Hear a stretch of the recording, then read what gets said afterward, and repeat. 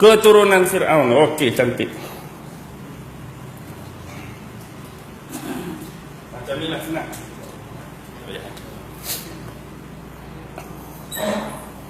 Keturunan Fir'aun ni, hari ni hak betul keturunan Fir'aun ialah daripada keluarga Merovingian.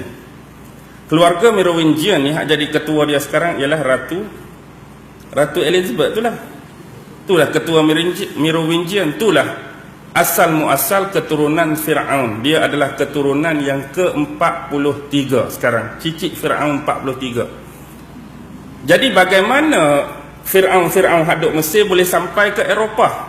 Sebenarnya dia dibawa oleh zaman penghujung dinasti, iaitu dibawa oleh Cleopatra yang bawa. Jadi keturunan-keturunan Fir'aun tu ada sampai masa Cleopatra. Cleopatra ni dikhianati oleh adik dia dibuang di tengah padang pasir. Lalu masa tu berlakulah penjajahan Rom di bawah Panglima Julius Caesar. Jadi dia umpan Julius Caesar, dia kahwin dengan Julius Caesar, akhirnya dia balas balik hak adik dia buat. Kemudian dia dibawa oleh Julius Caesar pergi ke mana? Pergi ke Rom lah. Pergi ke Rom telah menghasilkan keturunan tu daripada Cleopatra. Jadi ada pula berlaku clash lepas Julius Caesar meninggal antara siapa? Antony. Ada dua panglima perang. Kalau tengok filem Night in the Museum ke, hak orang benda-benda museum boleh bercakap, hak Roman dua orang hak banyak cakap tu. Itulah pengganti kepada Julius Caesar tu. Anthony apa dah lupa. Mark Antony ni bukan Mark Antony suami siapa? Bukan suami Jennifer Lopez. Suami Jennifer Lopez pun Mark Antony juga. Ni Mark Antony hak lain lah ni. Octavian. Mark Antony lawan Octavian. Lawan Octavian tu dua orang tu, gambaran hak dua orang cakap banyak tu Mark Antony dengan Octavian lah, nak pecah dinding tu kan. Jadi daripada itulah lahir keturunan raja-raja di Sweden, raja-raja di Itali, raja-raja di apa, semua keturunan tu lah. Keturunan Fir'aun hak dibawa oleh Cleopatra. Jadi hari ni hak jadi ketua dan pemangking kepada semua ialah Ratu Elizabeth. Keturunan mereka, sebab tu mereka ni kahwin sumbang mahram. Mereka tak mau keturunan ni terlepas pada orang lain. Mereka kahwin anak beranak. Walaupun paling tinggi pun sepupu, jangan kahwin dengan orang lain sebab mereka nak jaga darah ni. Jadi bila sebut macam tu, automatik nak menguasai Amerika mesti keturunan yang sama. Sebab tu siapa nak jadi presiden Amerika bukan setakat mesti orang Yahudi, tapi mesti berdarah keturunan Fir'aun. Ingat, selagi anda tak ada darah Fir'aun, tak payah nak lobby saya nak jadi presiden Amerika.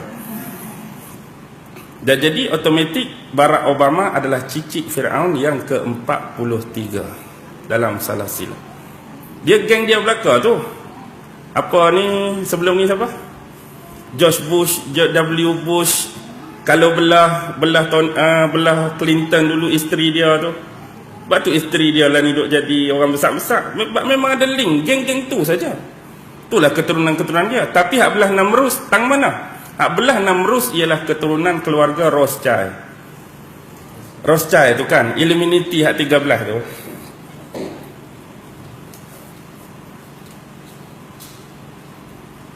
Illuminati tu pecahan Yahudi 3 tu lah. Yahudi hybrid yang kita sebut Safadi, Mazrahi, Ashkenazi tu, dia lahir pula 3 keturunan kan.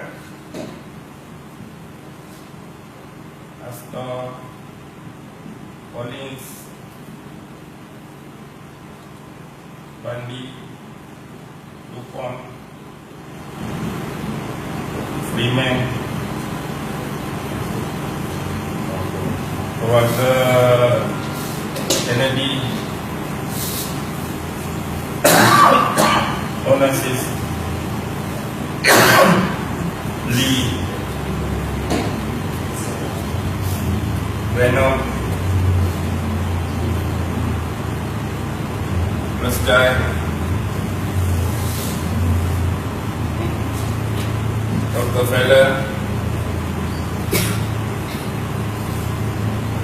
Ni tak ada kena-mena dengan kumpulan apa album Rockefeller. Anak buah Awi. Kristal. Kumpulan kristal kan daripada Rockefeller.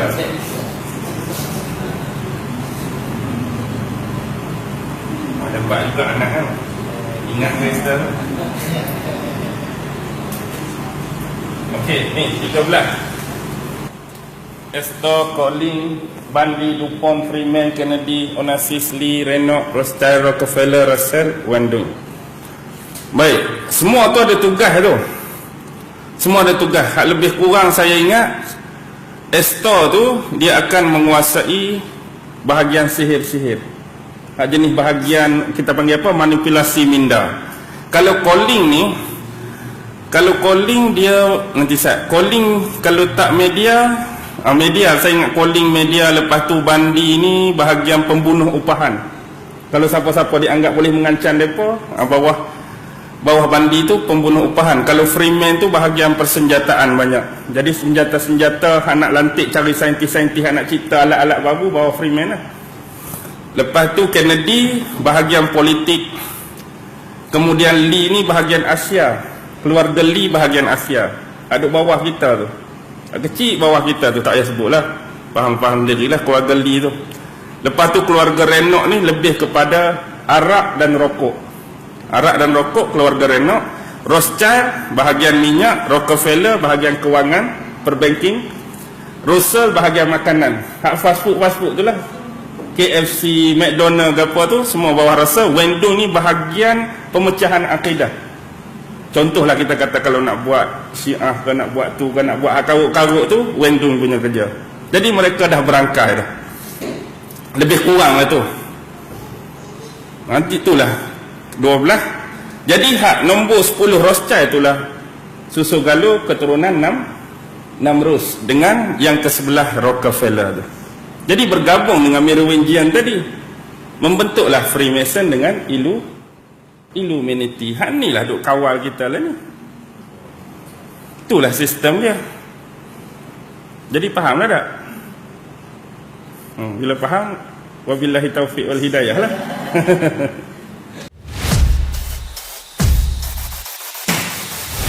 Penisbahan kepada keturunan mereka. Keturunan siapa? Keturunan Nabi Allah Yaqub, keturunan para nabi, keturunan para rasul, keturunan orang-orang yang baik, keturunan orang-orang yang soleh. Walaupun mereka sekarang ni dah tersesat, walaupun mereka sekarang dah menyelewengkan agama sendiri. Inilah contoh yang ditunjukkan oleh Allah Subhanahu wa taala, golongan yang telah lari dan berpaling daripada satu bentuk hidayah yang disebut hidayah agama.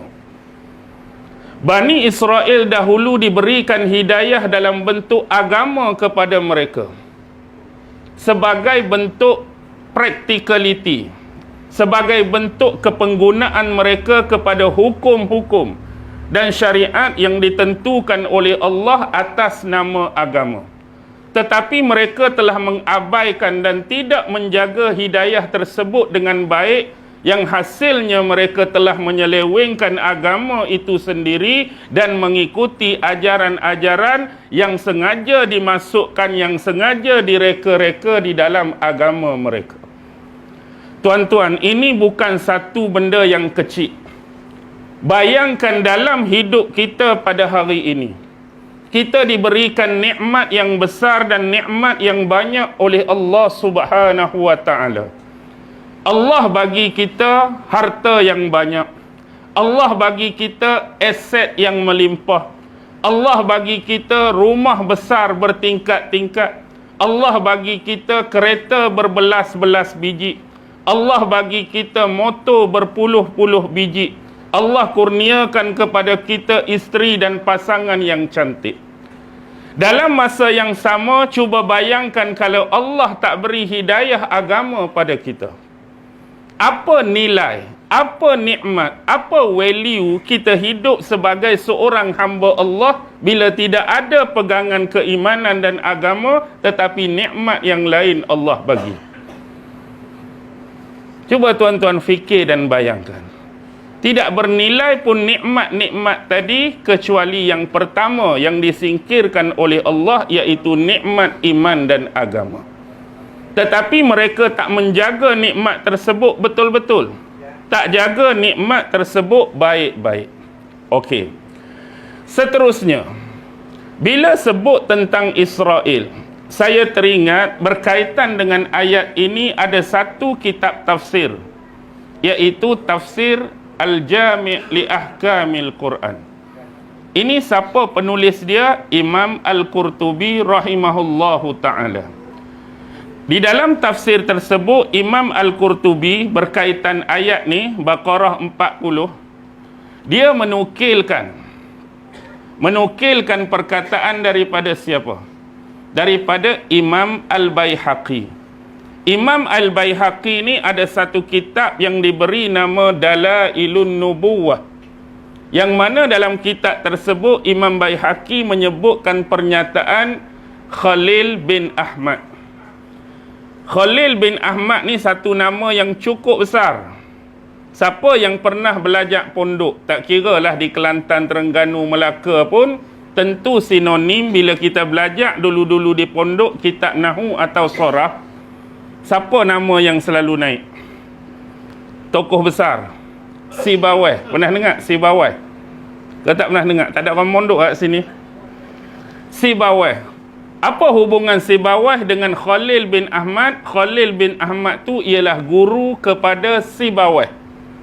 Dan selalunya ustaz-ustaz di sekolah menengah Arab, kalau kami dulu di Kelantan atau belajar di pondok, siapa saja yang guru ataupun tuan guru dapat detect murid dia hak belajar Nahu dan Soraf di depan ni ada kecerdasan dalam disiplin ilmu tersebut, maka dia akan menisbahkan nama Sibawai di belakang dia. Contoh ada kata nama Ali. Bila guru dapat detect, cepat tangkap ni, dia akan dikelui Ali Sibawai. Guna nama ulama besar Nahu tadi.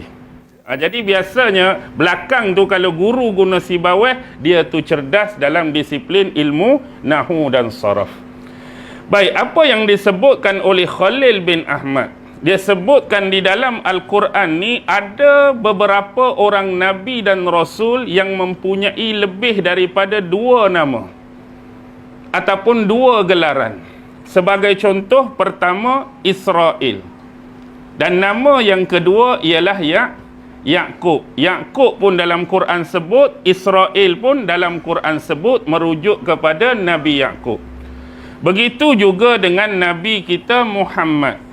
Kadang-kadang disebut dengan kalimah dan perkataan Muhammad, kadang-kadang disebut sama seperti dalam surah As-Saff. Ahmad. Ada Muhammad, ada Ahmad, merujuk kepada Nabi kita. Begitu juga Nabi Allah Isa alaihi salam.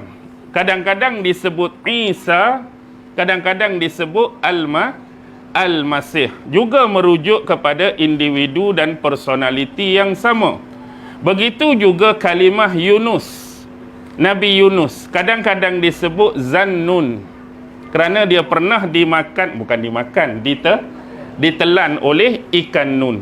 Dan Zannun serta Yunus juga merujuk kepada individu yang sama. Ni dia berikan beberapa contoh nama Nabi dan Rasul yang mempunyai lebih daripada 2 nama atau 2 gelaran. Baik. Seterusnya ialah uzkuru.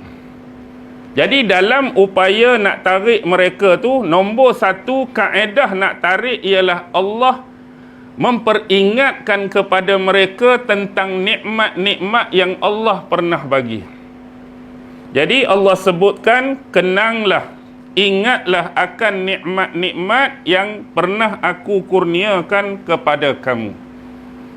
Jadi apa nikmat, apa anugerah yang Allah pernah bagi kepada Bani Israel? Ada 2 jenis. Secara umum, ada nikmat yang berbentuk rohani dan ada nikmat yang berbentuk jasmani.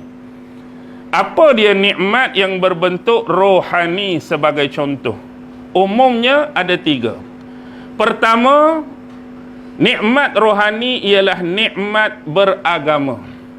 Automatik dia terkait dengan nikmat keimanan dan kepercayaan. Ni adalah nikmat yang besar, sebagaimana yang kita sebut di depan tadi. Nikmat yang kedua ialah nikmat diberikan kitab melalui Nabi apa? Bani Israel. Melalui Nabi Musa. Kitab yang diturunkan kepada baginda ialah kitab Taurat.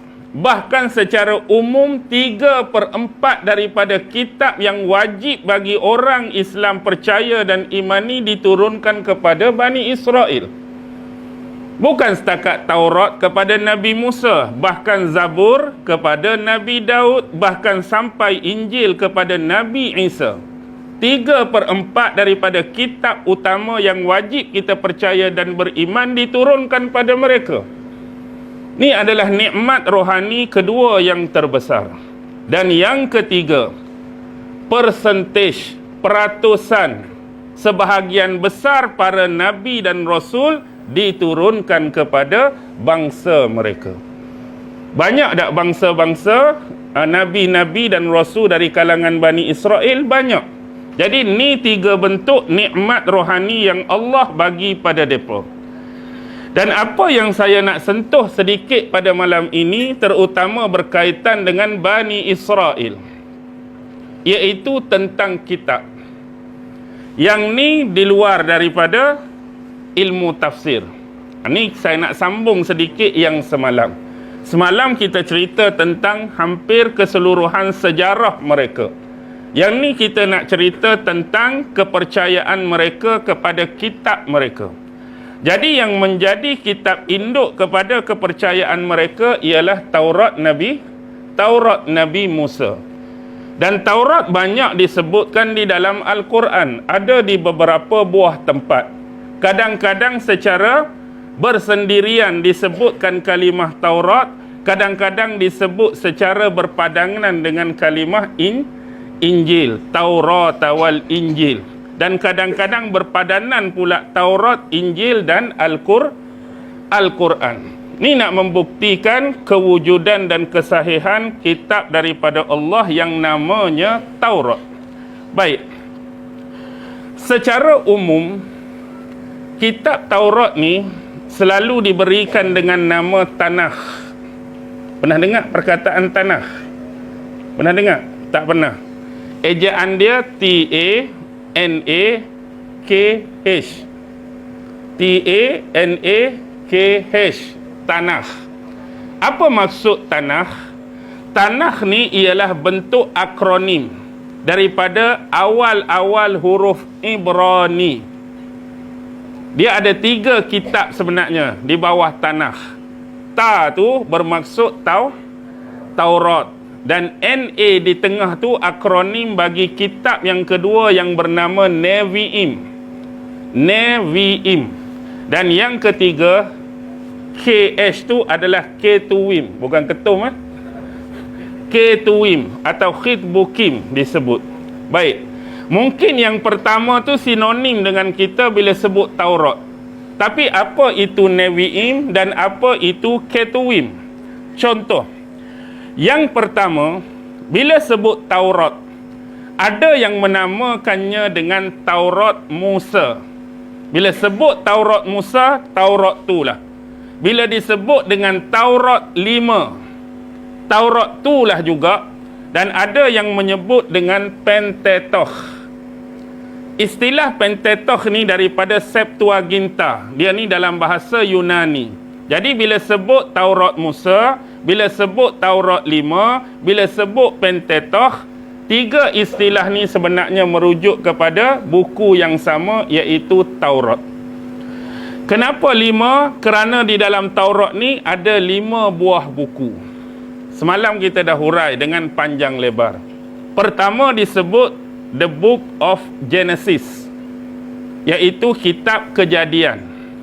Yang kedua, The Book of Exodus, kitab Keluaran. Yang ketiga disebut The Book of Leviticus, kitab Imamat ataupun berkaitan tentang Bani Lewi. Dan yang keempat, The Book of Number, kitab Bilangan. Dan yang kelima, The Book of Deuteronomy, yang disebut kitab ulangan.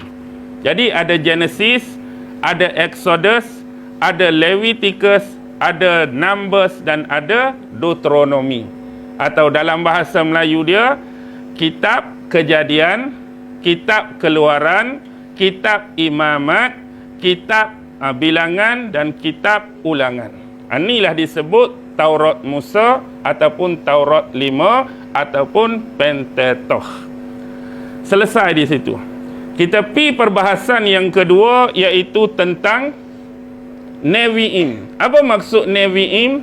Nabi-nabi. Dalam tanah tu ada kisah nabi-nabi. Nevi'im. Baik. Nevi'im ni akan pecah dua pula. Pertama disebut Nevi'im Rishonim, iaitu nabi-nabi yang awal, nabi-nabi yang terdahulu. Yang kedua disebut Nevi'im Aharonim, iaitu nabi-nabi yang terkemudian, nabi-nabi yang terkebelakang. Dan di situ ada pula yang terakhir disebut Tre Asar, iaitu 12 nabi-nabi kecil di kalangan mereka. Sebagai contoh, bila kita sebut Nevi'im Rishonim, dia adalah nabi-nabi yang terdahulu. Biasa disebut di dalam 4 kitab yang awal. Pertama disebut kitab Joshua atau Yehoshua. Bunyi ke tak ni? Bunyi. Kitab Joshua ataupun Yehoshua. Siapa Joshua tu? Siapa Joshua? Siapa yang jadi pemimpin, siapa yang bimbing Bani Israel selepas kewafatan Nabi Musa dan Nabi Harun? Siapa yang pimpin? Semalam baru, hangat-hangat lagi. Hak ditahan matahari tu. Nabi Yusha bin Nun bin Yufraim bin Yusuf. Tu adalah cicit Nabi Allah Yusuf alaihi salam. Nabi Yusha bin Nun. Tu disebut kitab Yoshua ataupun Yehoshua. Kitab yang kedua ialah Softim. Softim. Apa maksud Softim? Kitab para hakim.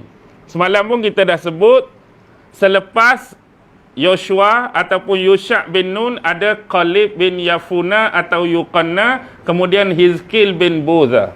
Selepas tu berlalunya, datangnya masa pemerintahan 12 hakim Bani Israel. Ni dalam kitab yang kedua disebut Softim. Nama ingat lagi tak 12 hakim semalam? 1 Otnil, 2 Ehud, 3 Samgar, 4 Deborah, satu-satunya hakim wanita.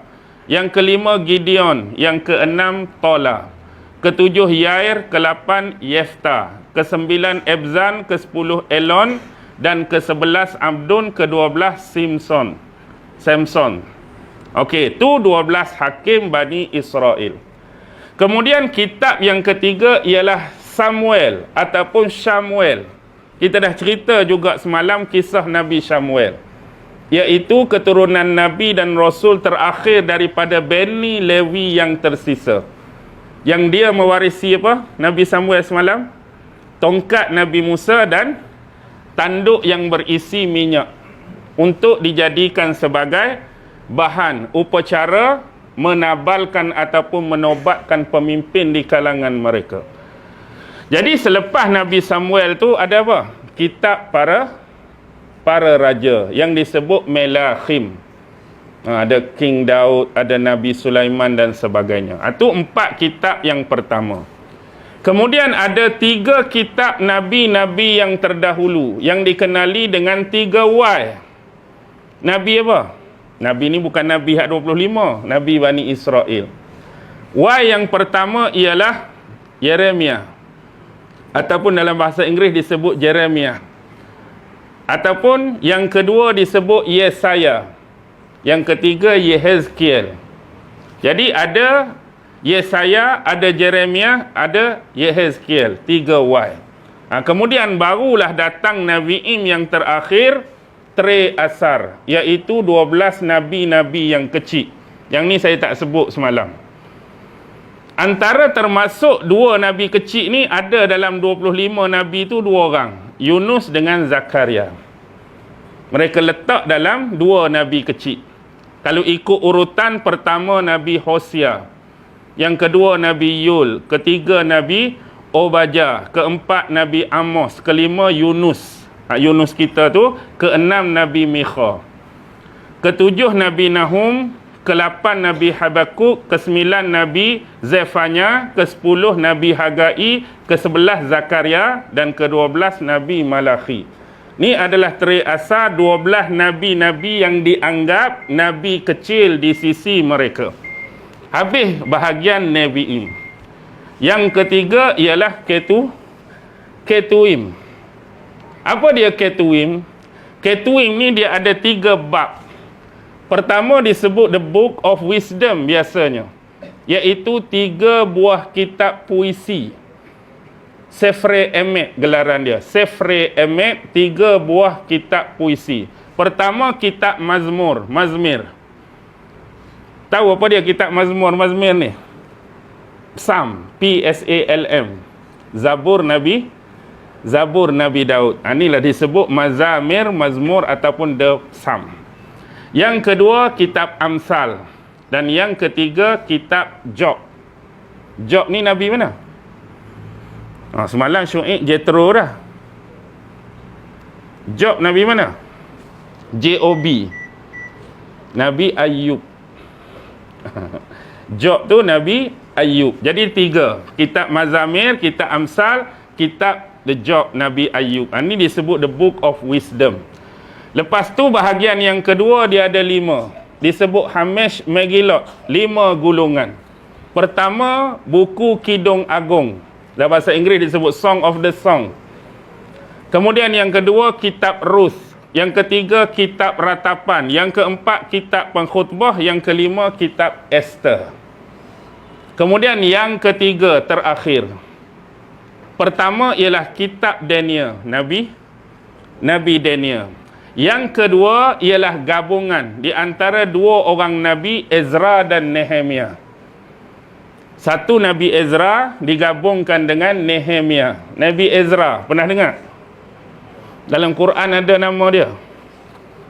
Cari, tak pernah bunyi Ezra ni. Dalam Quran, Arab dia ialah Uzair. Nabi Uzair. Kan ada kan orang Yahudi, Uzair ibnullah. Orang Yahudi, mereka keloi Nabi Uzair tu anak Tuhan. Kalau Nasrani, Nabi Isa tu anak Tuhan. Ezra tu adalah Nabi Uzair. Dan satu lagi Nabi Nehemia. Dan yang ketiga terakhir kitab Tawarikh. Ada Tawarikh 1, ada Tawarikh 2. Dalam Inggeris disebut The Book of Chronicle. Jadi inilah kitab-kitab Ketuim. Yang inilah Tanakh ni. Ta tu Taurat, Nun tu Nevi'in, KH tu adalah Ketuim. Jadi ada 24 buah buku semua. Banyaklah cerita-cerita dalam tunya. Okey, selesai satu hal. Satu lagi yang selalu sinonim dengan orang Yahudi ialah Talmud. Pernah dengar kitab Talmud? Talmud, pernah dengar? Talmud ni ialah rekod-rekod hasil dari perbincangan para Rabbainik. Maksud Rabbainik ni ialah rekod-rekod perbincangan di kalangan siapa? Rabbai mereka. Pendeta-pendeta, pedri-pedri, alim ulama mereka. Berkaitan dengan apa? Selalunya 4 benda. Pertama, perbincangan berkaitan dengan hukum. Yang kedua, berkaitan dengan akhlak ataupun kita sebut etika. Yang ketiga, berkaitan dengan sejarah. Dan yang keempat, berkaitan dengan adat ataupun tradisi kepada penganut-penganut Yahudi. Talmud ni juga di sisi mereka dikenali sebagai Torah. Torah tu Taurat juga. Tapi Taurat apa? Torah Shebe'al Pih. Shebe'al Pih dalam bahasa Ibrani bermaksud Taurat lisan atau undang-undang lisan. Manakala Taurat Musa ialah undang-undang bertulis. Jadi secara umum Talmud ini ialah berupa syarahan Talmud juga berupa tafsiran, Talmud juga berupa komentar daripada para Rabbaini dan cendekiawan Yahudi terhadap matan-matan dalam kitab Taurat. Jadi dia ada pula jenis ayat. Ada ayat-ayat Talmud yang jenis dia, unsur dia bersifat halakhah. Kalau ayat-ayat berbentuk halakhah bermaksud ayat-ayat yang berkaitan dengan hukum. Kalau ayat-ayat yang berunsur dan bersifat agadah bermaksud ayat-ayat yang berkaitan dengan sejarah dan legenda mereka. Dan Taurat, Talmud pecah dua pula. Ada Mishnah, ada Gemara. Itu lagi pening pula. Ni pun pening dah rasakan. Tapi nak abad sebagai contoh. Jadi secara tradisi umumnya Talmud ni dikenali sebagai syas daripada tradisi Ibrani yang disebut Shisha Sedarim dia. Tu Talmud. Talmud ada dua. Talmud Jerusalem dan Talmud Babylon. Sebab ada yang mereka karang waktu berada di Baitul Maqdis dan ada yang mereka karang sewaktu dalam buangan. Ingat semalam, siapa serang mereka 586 sebelum Masihi? Bukhtansar, Raja Babylon. Jadi ada yang menjadi tawanan yang dibawa ke Babylon tu, mereka melakukan perbincangan dan Talmud tu adalah Talmud Babylon atau disebut Talmud Bavli. Kalau ni Talmud Yerushalmi atau disebut Talmud Jerusalem atau juga Talmud Palestin atau juga Talmud Baitul Maqdis. Tu secara ringkaslah kitab yang mereka yakin dan percaya. Baik, serba sedikit. Dalam agama Yahudi ni, mereka ada beberapa perayaan. Yang umumnya mungkin ada yang kita tahu dan maklum, ada yang kita tak pernah dengar. Sebagai contoh, pertama ialah disebut perayaan Rosh Hashanah. Rosh Hashanah. Maksud Rosh Hashanah ni ialah permulaan tahun. Jadi mereka merayakan dan memperingati permulaan tahun. Kalau dalam Nasrani, hak kita duk sambut 1 Januari itulah, 1 bulan 1, tahun berapa-berapa sekian. Kalau dalam Islam, hak kita duk sambut Ma'al